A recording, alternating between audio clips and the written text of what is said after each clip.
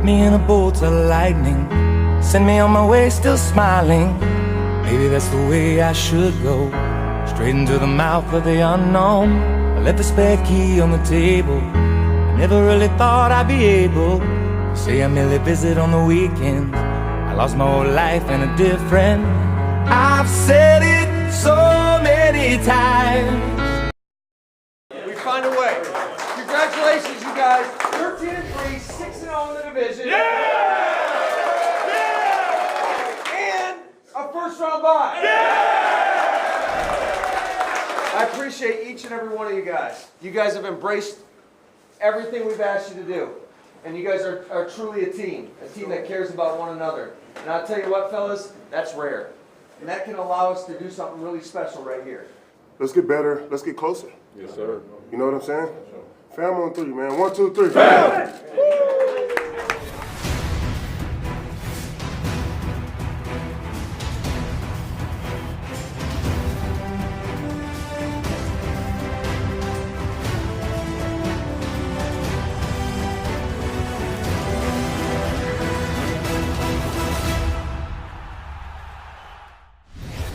Hello, everyone, and welcome to Total Packers with Matt LaFleur.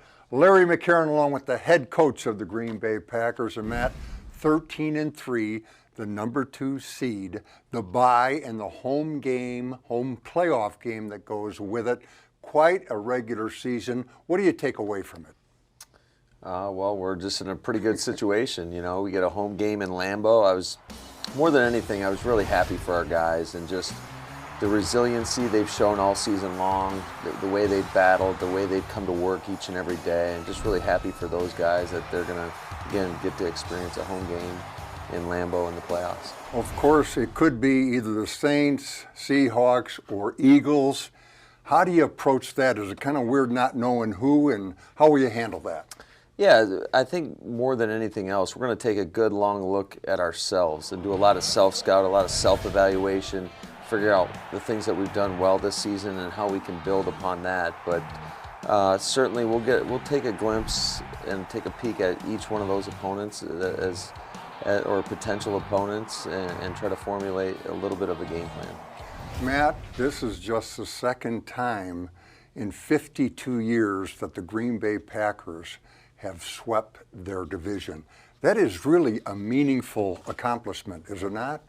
It sure is. I just found out about that, so I didn't realize that. But that is quite an accomplishment. I think it just speaks to how competitive and how challenging this league is. I mean, this is as balanced of a league as there is out there in any sport. So, again, great credit to our guys that the fight they have and that never say die attitude.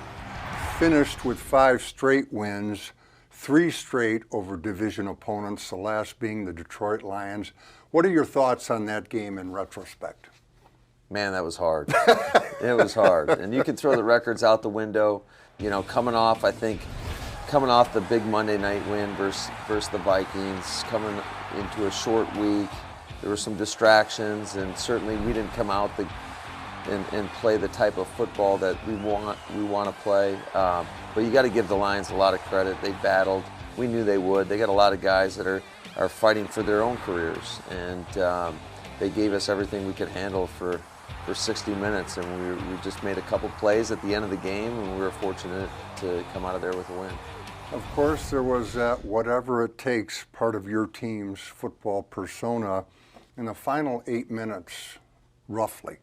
You get the Blake Martinez interception, the Alan Lazard touchdown catch. You get a critical 3 and out. You get the big screen pass to Aaron Jones, and then the game-winning kick. Aren't those things that teams who are 13-3 and earning the number 2 seed, those are the things those kinds of teams do, aren't they? They sure are, yeah. You just kind of find a way. Never know how it's going to happen. We just want to keep the games interesting for all the fans at home. But no, our guys, man, they're just going to battle and know that it's a matter of time before somebody makes a play. Let me ask you this. You guys total over 400 yards of offense, allowed just 3 points in the second half Now, the Detroit Lions are in the NFL. Okay, you do those things. Might the Lion game may be just a little better than it felt at the time? Yeah, it was challenging, and especially being the play caller and trying to formulate some plays that were going to have success and score some points. It wasn't going very well for a while, but I thought when you look at the second half, our defense really kept us in the game.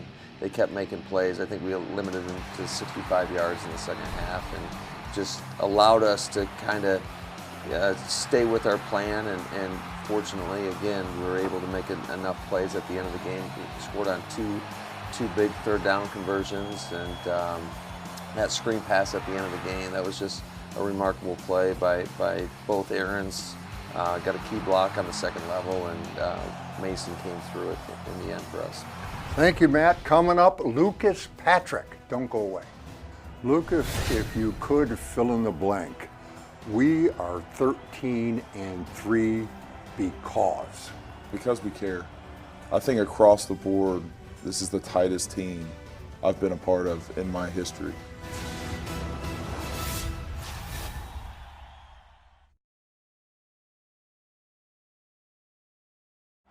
Total Packers with Matt LaFleur is brought to you by Bell & Health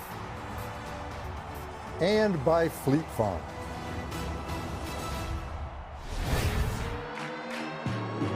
Snap to Rodgers, gives to Jones, makes one man miss, up the middle, explodes!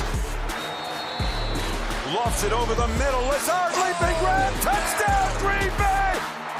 Got Aaron Jones, slipped to defender 40, 35-30 cutting right, outside the numbers, 25-20, down he goes!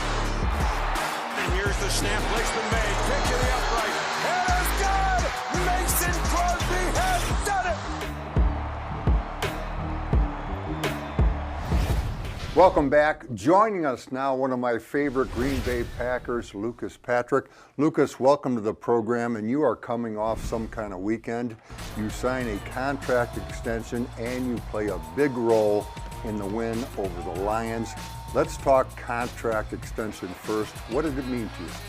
It was huge, just personally, financially, of course, and confidence-wise.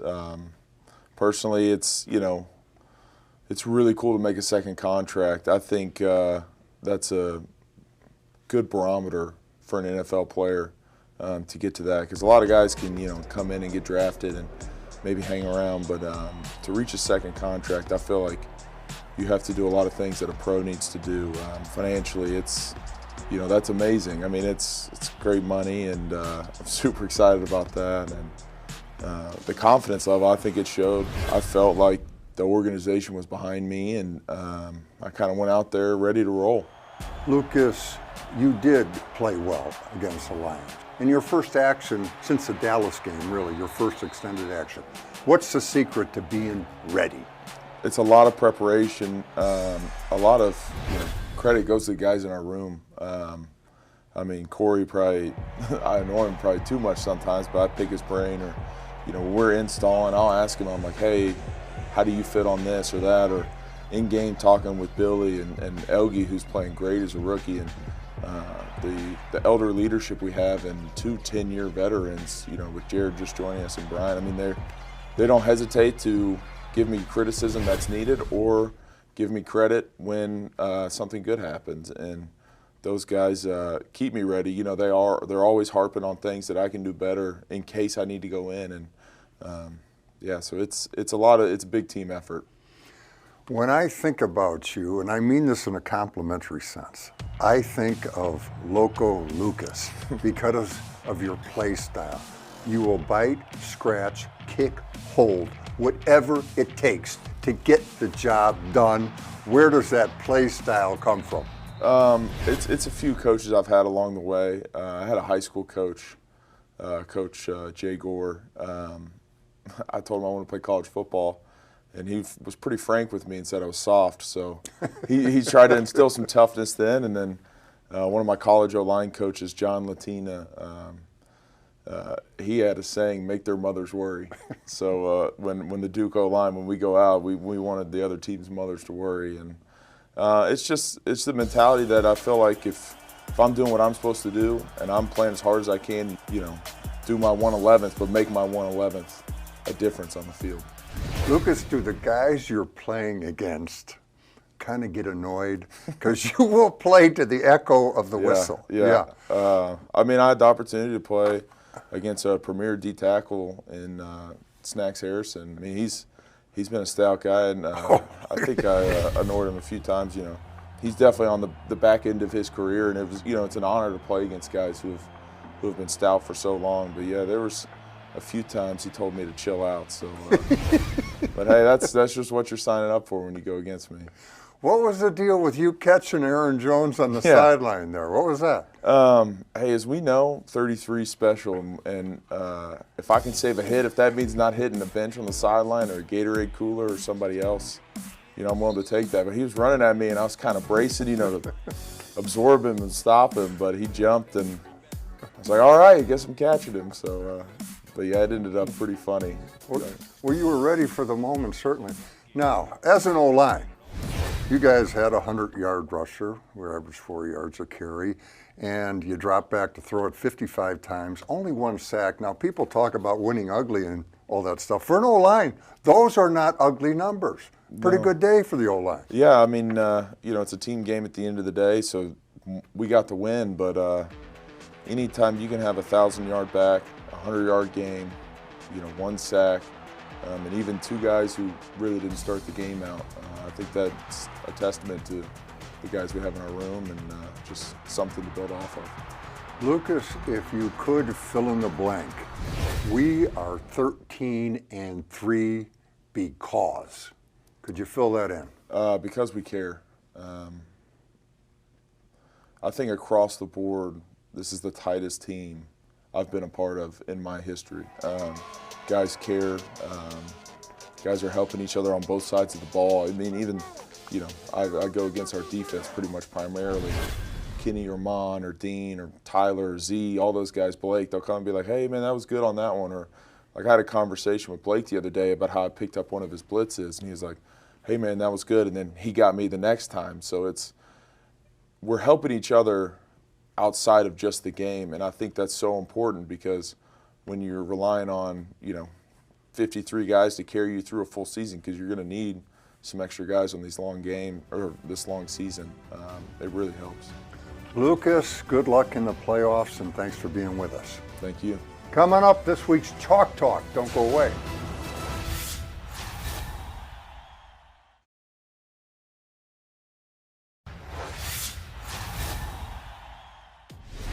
If there's one thing the Packers did well all game long against the Lions, it's defend the screen pass. Second quarter, the Lions trying to run a screen to their right, and here's the key. Blake Martinez and Adrian Amos both attack. The Lions have a blocker for one, but not for both, and Amos blows the thing up for a 2-yard loss. Third quarter, the Lions are trying to run a quick screen to their left. Same story.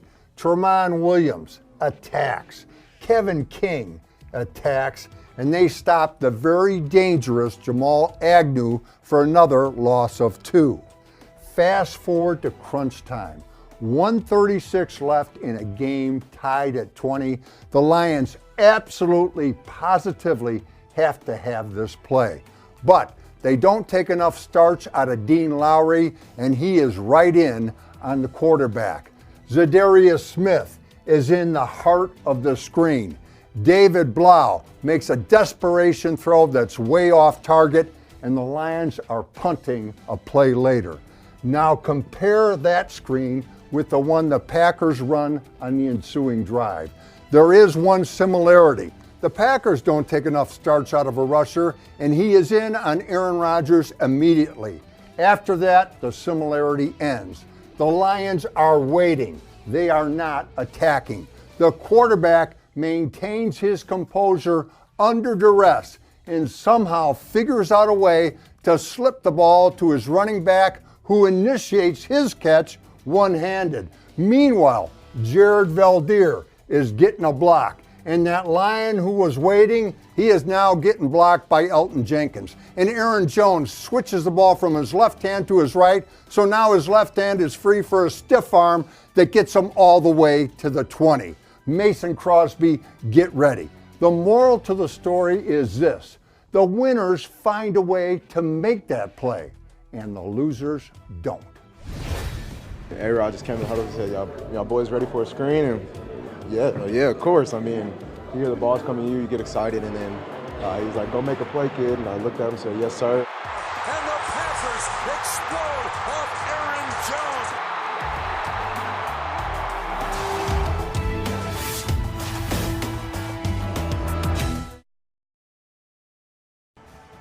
Total Packers with Matt LaFleur is brought to you by your local Chevrolet dealer, by Johnsonville, and by Spectrum. Welcome back. Time to hand out some game balls. And Matt, from the Detroit game, you went with Davante Adams on offense. 7 catches, 93 yards, 3 short of 1,000, but still 93 yards and a touchdown. And what a route he ran on that touchdown catch. Oh, he sure did. That was something that was an in-game adjustment that we came off to the sideline and Aaron noticed, and that was something that they have done in their past, and it was a great adjustment by those two guys, a great play. Obviously a big play because you're looking at a 3rd and 10 in the red zone, and they came through, and Davante's made big plays for us all season long. He's an explosive player, and really wish he could have got 3 more yards to get him that 1,000, but that's pretty impressive when you consider the fact that he only played in 12 games. From the unsung hero department, how about Lucas Patrick, who we talked to earlier on the program, and Jared Valdir coming in on the offensive line? Yeah, I can't say enough about those two guys being able to come in and really we didn't have to change anything on offense, and those guys came in, did a great job. And then also a guy like Billy Turner, who was fighting through an ankle sprain in that game, and shoot, we were already down to our 7th O lineman, so there was nobody left to go in, and he gutted through and battled through that, and they all came up big for us.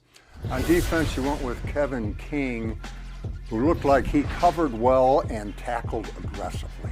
He sure did, and he's really played some really good football as of late, and he's doing a much better job of being physical, challenging the receivers, competing down in and down out, and showing the type of player he can be on a consistent basis. And on special teams, you went with one of your core guys. He plays them all, Robert Tonyan. Yeah, Robert Tonyan's done a great job all season long. Obviously, he missed a few games in there. We're happy to have him back. He's a 4-core guy, and he adds so much value, not only in special teams, but to our offense as well. Thank you, Matt. Coming up, the last word from the coach. Stay with us.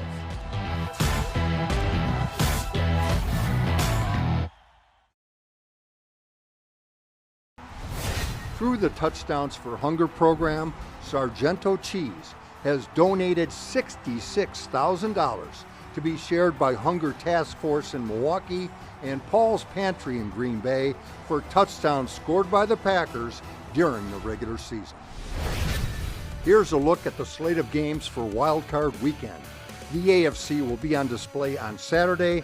The NFC will play its games on Sunday. As for the Packers, if the Saints beat the Vikings, the Saints will travel to Lambeau Field on January 12th. If the Vikings win, then they would travel to San Francisco, and the Packers would play the winner of the Seahawks and Eagles.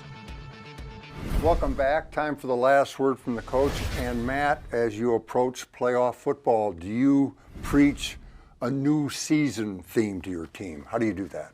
We're going to keep it pretty consistent, and it's going to be go 1-0 this week. Every game is single elimination, so we got to make sure that we put the right preparation in, and our guys are focused and ready to go in order for us to reach our ultimate goal. Well, Matt, Happy New Year and congratulations on a great regular season. Thanks, Larry. And Happy New Year to you as well. Until next time, take care.